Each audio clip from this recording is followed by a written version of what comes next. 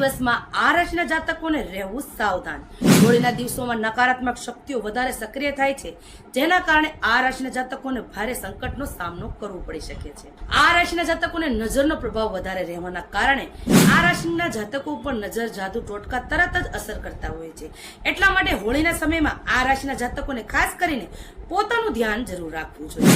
હોળીના સમયમાં તાંત્રિક વિદ્યાઓ, જાદુ, ટોટકા વધારે થતા હોય છે અને આ રાશિના જાતકોને વિરોધી, દુશ્મન અથવા કોઈ પણ તમારી સાથે ઈર્ષ્યા કરતા હોય છે। તમને નજરનો અભાવ રહેતો હોય તો આ બધા પ્રભાવ તમને થઈ શકે છે। તો નજરથી બચવા માટે તમારે હોલિકા દહનના દિવસે આ ઉપાય જરૂર કરી લેવું જોઈએ। કયું છે આ ઉપાય? ચાલો જાણી લો।